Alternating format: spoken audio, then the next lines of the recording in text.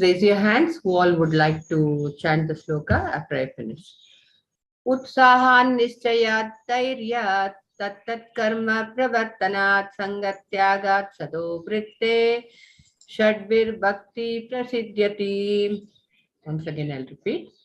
Utsahan nischayat dhairyat tattat karma pravartanat sangatyagat sato vritte shadvir bhakti prasidhyati.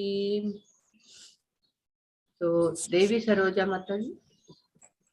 Hare Krishna Mataji. Utsaha nichaya dhairya tattat karma pravartanat sangatyagat satvritte shadbir bhaktir prasidhyati. Hare Krishna Mataji. Thank you.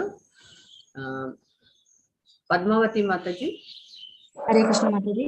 Utsaha nischaya dhairya tattat karma pravartanat sangatyagat sato vritte shadbir bhaktir prasidhyati. Hare Krishna. Hare Krishna. Vijay Lakshmi Mataji. Hare Krishna Mataji. Utsaha nichaya dhairya tatkarma pravartanat sangatyagat sato vritte shadbir bhaktir prasidhyati. Hare Krishna. Nandini Mataji. Hare Krishna Mataji. Pranam Mataji. Utsaha nischayat dhairyat tattat karma pravartanat sangatyagat sato vritti shadvir bhakti prasidhyati. Hare Krishna Mataji. Hare Krishna. Jagannath Prabhu. Hare Krishna Mataji. Utsahan nischayat dhairya tattat karma pavartanat sangatyat sato vrut sadbir bhakti prasidhyati. Hare Krishna Mataji. Sajiv Prabhu. Utsaha nischaya dhairya tattat karma pravartanat sangatyagat sado vritte sabdir bhakti prasidhyati. Hare Krishna. Anuradha Mataji. Hare Krishna Mataji. Utsaha nischayat dhairya tattat karma pravartanat sangatyagat sado vritte sabdir bhaktir prasidhyati. Hare Krishna. Hare Krishna. Mahesh Chandrasekhar Prabhu. Hare Krishna Mataji. Utsaha nischayat dhairya tattat karma pravartanat sangatyagat sato vritte shadbir bhakti prasidati. Hare Krishna Mataji. Hare Krishna. Rachna Mataji. Hare Krishna Mataji.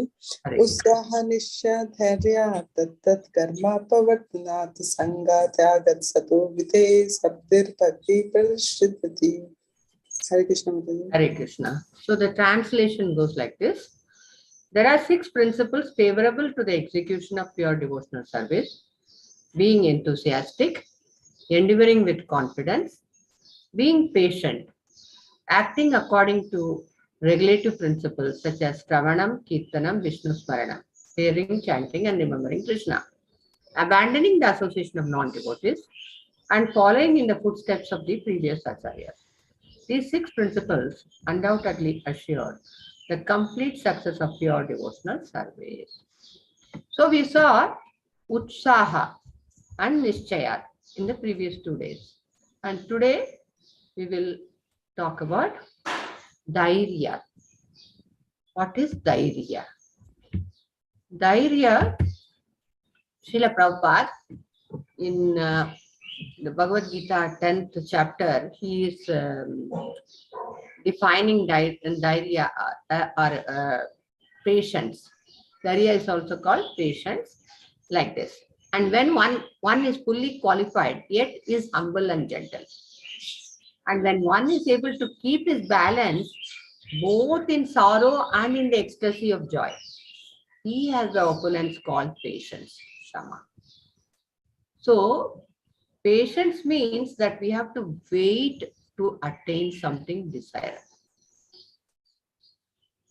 So, in a doctors do researches with growing children, sometimes the pediatricians. So they gave the incentive to the children. So one who we will all of you will get one candy, but for the next 15 minutes, if you do not eat that candy and keep it, then you will get another. If you have already taken it, then you don't get another. So the children were explained as simply as possible this experiment, and then they were given, they distributed the candies. Mind you, many of them could not wait to open and eat it. There were few, but who understood that I'll get another one if I wait patiently. So they tried the level best. When others were eating, they were tempted, so they closed their eyes. They put the candy inside the bag so that it is not right in front of them. And then later on, these children got the second candy. And these were the children who went ahead in later on in life. They went places and they achieved great results. So even in mundane experiments, they have proved that patience is a very great virtue, which is absolutely essential. In Srila Prabhupada says that one who is able to keep his balance both in sorrow and in ecstasy of joy. It is easy to be patient when everything is going your way. But when things are going wrong, when you are abused, when you are at least verbally abused, say, and when you are having failures, after working so hard, you are facing failure and not success, then to be patient, that is the real test. And that is the opulence called patience. So patience in lecture I heard is to make peace with whatever situation you are put in. Be it success or failure, be it sorrow or joy, be it praise or abuse, or say something chastisement. Then also you are quiet and patiently waiting. So there is no, you are doing whatever you are doing unmoved. That is, it is not that patience is just gritting your teeth and internalizing all your emotions and creating asthma and other diseases later on in your life. That is not patience. Gritting your teeth and tolerating it just because you cannot act out or retaliate, but you feel the pinch of it and you internalize, then that will only end up in diseases like asthma or arthritis later on in your life. So with your body, mind and senses, you are calm and patient. That is to make peace with whatever situation you are put in. And so, His Holiness Radhanath Swami Maharaj, please mute yourself. If you are not talking, please mute yourself. His Holiness Radhanath Swami Maharaj says that it is not enough if you have only enthusiasm or only patience. You should have both. How? He explains, if you are super enthusiastic and you are going to do devotional service for some time with great gusto, but what happens when you are not getting results? What happens when that is the desirable results, whatever you have thought that I will attain, you are not getting? Then what happens?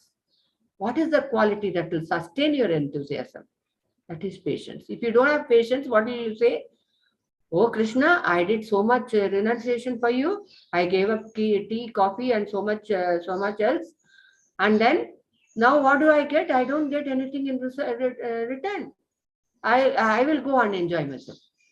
So you will not be able to sustain your enthusiasm without patience, he points out. Then he says, on the other hand, if you are only patient and not enthusiastic, then you'll be waiting and waiting. That means you are prepared to stay in that stagnant way of only 1 or 2 rounds. Oh, I can do only 2 rounds. Let me be patient. One day I will do it. So you will not be able to do even 16 rounds in 2 years because you are too patient to wait, but you don't have much enthusiasm to push you. So that is why he says in devotional service, you require both enthusiasm and patience. The admixture is very much required. Then Srila Prabhupada says in the third canto of Srimad Bhagavatam, in one of the purports, the exact meaning of the word Sattvena is given by Sridhara Swami as being synonymous with Dhairyena or patience. One must perform devotional service with great patience. One should not give up the execution of devotional service because one or two attempts have not been successful. One must continue. Srila Rupa Goswami also confirms that one should be very enthusiastic and execute devotional service with patience and confidence. Patience is necessary for developing the confidence that Krishna will certainly accept me because I am engaged in devotional service. One has only to execute service according to the rules and regulations to ensure success. So what does he mean? So he says that even if you are faced with failure, you have to sustain your enthusiasm with patience. So that is very, and did he live, it is not that he is only writing these things. If you see his life, how much he has had patience. From 1944, he started publishing that Back to Godhead magazine single-handedly. In the hot Delhi weather, he used to go and he used to edit, he used to write, he used to print, and with whatever donation he could muster. He was a son. He was not yet a sannyasi, but then then he eventually he became a sannyasi also, and then he had no money. So, and was he successful? No. He started the League of Devotees in India. He started preaching. Was he successful? No. He went to United States of America with great difficulty, and he is sustaining 2 heart attacks on the way. And was he immediately successful? No, not at all. For 1 or 2 years, he had to wait. Almost 1.5 years, he had no success, no followers. But then he was very patient. So that, and he had immense faith in his spiritual master and Krishna and his holy name. So he has exemplified by his own life that what he is talking here. And he said, it is like sowing a seed. Doing devotional service is like sowing a seed and watering it every day with your, how you will nourish a seed? By watering it. So like that, you have to do the chanting and hearing to nourish your bhakti lata's seed. And it's so there will be nothing immediately. If you want the flowers and fruits, it will not happen. You have to be patient. So what he said, he also followed. Then His Holiness Rumpada Swami Maharaj says, the foundation of patience is having a spiritual conception and confidence in Krishna. One should accept the outcome enthusiastically in Krishna's terms without becoming complacent. So it is not that we will get mercy. See, it is the process of bhakti. Okay, let me finish the quotation. Our only concern should be to stay in our loving relationship with Krishna. So this process of bhakti is one of effort, sustained effort and descending mercy. It is not that we are going to achieve anything by our own power or prowess or anything. We need mercy. But how do you get descending mercy? You cannot order about Krishna. I need your mercy. No. Krishna will send this mercy. Ye yatamam prapatyante tam sataiva pajamayaham. Amavartamanu vartante manusha patra sarvasaha. So he will send his mercy as much as we take steps enthusiastically, that much mercy will come our way. So we have to be patient in Krishna's terms. When and how will it come?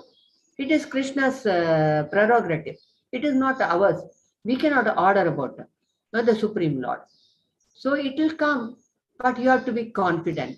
So everything boils down to having a spiritual conception. Yesterday, when we were talking about determination or nischaya, I told you about the spiritual conception, what Gaudiya Vaishnavism is about, what are the truths, and unless we believe in those truths, how will we be enthusiastic in following the principles?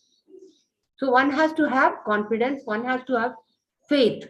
So everything boils down to the spiritual conception and how much faith and confidence you have in Krishna.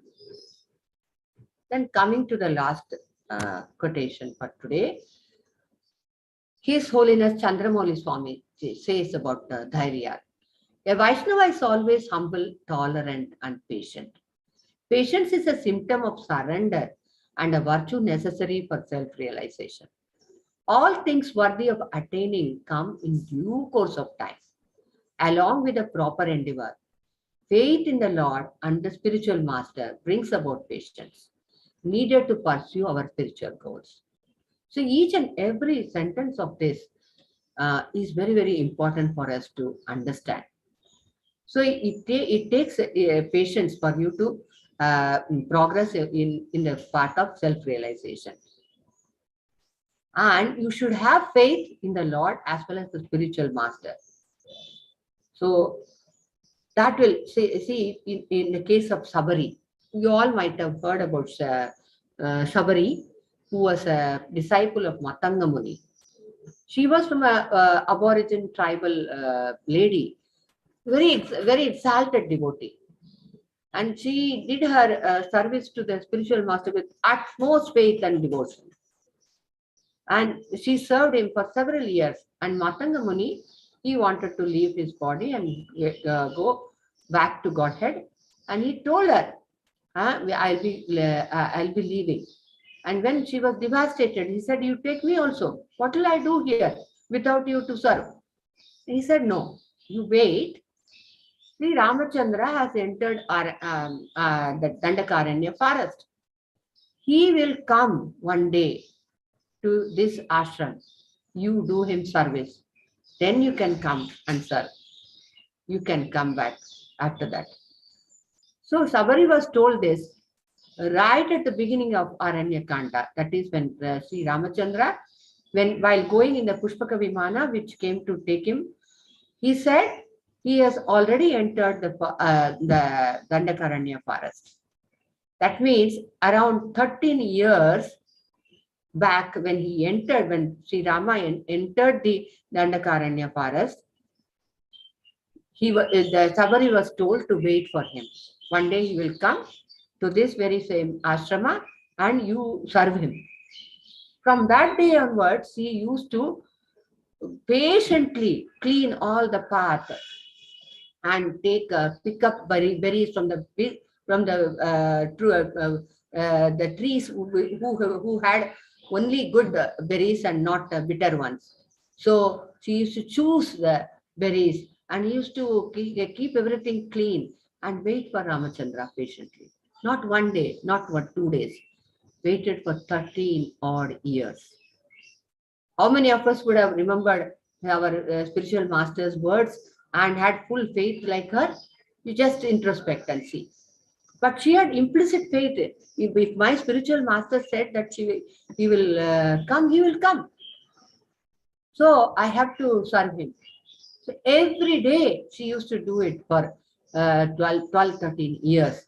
And when then Ramachandra came with Lakshmana one day to her ashram, everything was as if she was waiting that day only. So spick and span, so clean. The whole pathway was clean and the whole ashram was clean. And the choicest berries was kept for him. This she had done. So that devotion Sri Ramachandra respected. And she came and ate in her ashram the berries which Sabari had chosen and gave her the mercy. So Sabari had great faith in on her spiritual master, so she could sustain. So and that sort of patience comes if you have implicit faith. So ultimately, it all boils down to whether we have enough faith in the process of Krishna consciousness, whether we have enough faith on Krishna himself and his words, which is coming through the disciplic succession, through the Bhagavad Gita, etc., and whether we believe what we hear. So we require patience to pursue our spiritual goals. That's all I want to say in this respect. Thank you very much for your patient hearing.